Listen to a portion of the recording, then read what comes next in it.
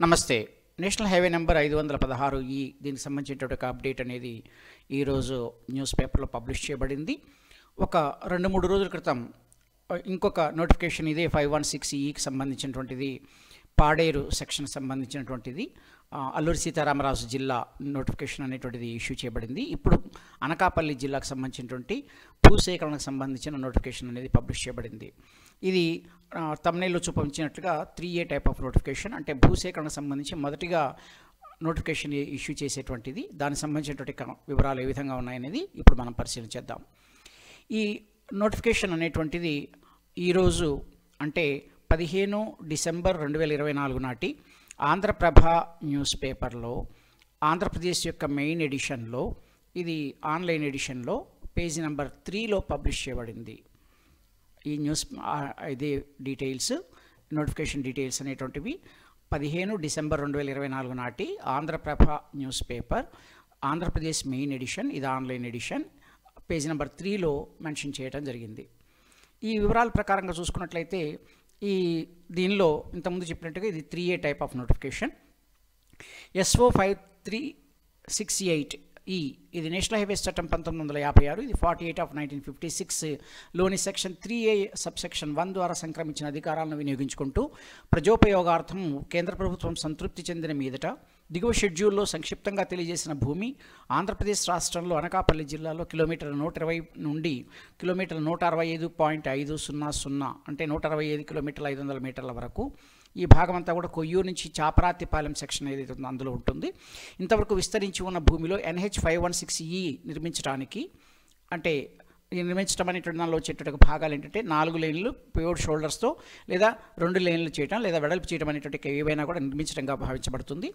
వాటికి నిర్వహణ, యాజమాన్యం మరియు నిర్వహణ కోసం అవసరమైనదని సదరు భూమిని సేకరించేందుకు ప్రకటిస్తోంది అంటూ సెంట్రల్ గవర్నమెంట్ యొక్క ఇన్ఫర్మేషన్ని ఇక్కడ ముందుగా ప్రకటించడం జరిగింది. అయితే ఈ 516 అనేటువంటి యొక్క హైవే ఇప్పటికే ఉన్నటువంటి యొక్క హైవే కాబట్టి ఉన్నటువంటి యొక్క ఈ రూట్లో ఈ కొయ్యూరు టు చాపరాతిపాలెం సెక్షన్ లోపల వైడనింగ్ చేయడానికి అడుగుతున్నట్లుగా మనం భావించాల్సి ఉంటుంది. అందువల్ల ఇది బ్రౌన్ ఫీల్డ్ హైవేగా మనం భావించాలి. నెక్స్ట్ ఈ సెకండ్ పారాగ్రాఫ్కి వచ్చేసరికల్లా దీనికి సంబంధించినటువంటి వివరాలను తెలియజేస్తున్నారు. సదరు భూమి విషయంలో ఆసక్తి గల ఏ వ్యక్తి అయినా అధికారిక గెజిట్లో ఈ ప్రకటన ప్రచురించబడిన తేదీ నుండి 21 రోజుల్లోగా సదరు చట్టంలోని సెక్షన్ 3Cలోని ఉపవిభాగం 1 క్రింద పైన పేర్కొన్న అవసరమైన సదరు భూమిని వినియోగానికి అభ్యంతరం తెలియజేయవచ్చు అంటూ ఇక్కడ సెకండ్ పారాగ్రాఫ్లో ఇవ్వడం జరిగింది. ఇది యాక్చువల్గా ఈ షెడ్యూల్లో ఇచ్చినటువంటి ఈ QR కోడ్లో మెన్షన్ చేయబడినటువంటి విలేజెస్, వాటి సర్వే నెంబర్లకు సంబంధించినటువంటి యజమానులు లేదా దానితో ప్రయోజనం ఉన్నటువంటి వ్యక్తులు ఎవరైనా కూడా తమ యొక్క అభ్యంతరాన్ని ఈ నోటిఫికేషన్ వచ్చినటువంటి 15వ తారీఖు నుంచి ఒక 21 రోజుల్లోగా ఈ అభ్యంతరాన్ని తెలియజేసేందుకు అవకాశం ఇవ్వడం జరిగింది. అయితే ఈ అభ్యంతరాలు ఎవరికి తెలియజేయాలి అనేటువంటిది ఇక్కడ విషయాన్ని ఇచ్చారు. సదరు ప్రతి అభ్యంతరము సమర్థ అధికారి అనగా రెవెన్యూ డివిజనల్ అధికారి నర్సీపట్నం, అనకాపల్లి జిల్లా వారికి లిఖితపూర్వకంగా తెలియచేయాలని అందులో దానికి గల కారణాలు తెలిపిన వ్యక్తికి అవకాశం ఇవ్వబడును. మరియు సమర్థ అధికారి అటువంటి తదుపరి విచారణ జరిపిన తరువాత మరియు అభ్యంతరాలన్నీ వినిపించిన తర్వాత స్వయంగా కానీ లేదా న్యాయాధికారి ద్వారా కానీ విచారించుటకు అవకాశం ఇస్తారు. ఇది సమర్థ అధికారి అవసరమని భావిస్తే ఉత్తర్వు ద్వారా అభ్యంతరాలను అనుమతించవచ్చు లేదా నిరాకరిస్తారు అంటూ ఈ పారాగ్రాఫ్ ఇచ్చారు. ఈ పారాగ్రాఫ్ జనరల్గా వచ్చేటువంటి యొక్క ఈ నోటిఫికేషన్స్లో ఉన్నదానికి కొంత వర్డింగ్లో చాలా తేడా కనిపిస్తోంది. ఇక్కడ ఉన్నంతవరకు జనరల్గా చెప్పేటువంటి అంశం ఎలా ఉంటుంది అంటే ఈ యొక్క బాధ్యత, భూసేకరణ బాధ్యత RDO నర్సీపట్నం వారికి అప్పచెప్పినట్లుగా అర్థమవుతోంది. సమర్థాధికారిగా వారిని సమర్థ ప్రాధికారిగా ఇచ్చేటువంటి బాధ్యత ఏదైతే ఉందో ఇక్కడ RDO గారికి ఇవ్వడం జరిగింది. కాబట్టి వారికి తమ అభ్యంతరాలను లిఖితపూర్వకంగా అందజేయాల్సి ఉంటుంది. అంటే తమ భూమిని ఎందుకు తీసుకోకూడదు అనేటువంటి వివరాలని తెలియజేయాల్సి ఉంటుంది. అలాగే తమకు సంబంధించినటువంటి యొక్క అంశాన్ని వారితో డైరెక్ట్గా కలిసి మాట్లాడేందుకు అవకాశం ఇవ్వటం జరుగుతుంది. ఇది దానికి సంబంధించిన అంశం.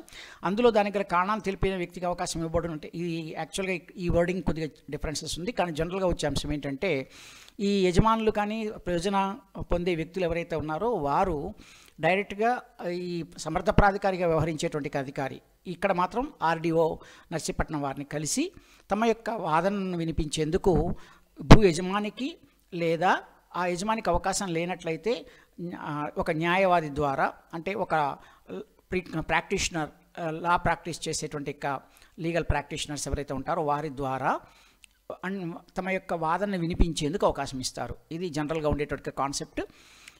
ఇది న్యాయాధికారి అనే పదం కరెక్ట్ కాదనుకుని నేను అనుకుంటున్నాను. అయితే తర్వాత ఇంకొక విషయం ఏంటంటే అవి అభ్యంతరం చెప్పిన తర్వాత ఆ అభ్యంతరాన్ని బేస్ చేసుకొని ఈ సమర్థ ప్రాధికారి తమ యొక్క విచక్షణాధికారాన్ని ఉపయోగించుకొని తనకు సంబంధించిన దాన్ని డెసిషన్ తీసుకునేందుకు అవకాశం ఉంటుంది. అవసరమైతే దానికి సంబంధించి ఒక ఎంక్వైరీ చేసి ఆ ఎంక్వైరీ రిపోర్ట్ని బేస్ చేసుకొని తన యొక్క డెసిషన్ ఉంటుంది అని ఇక్కడ తెలియజేస్తారు.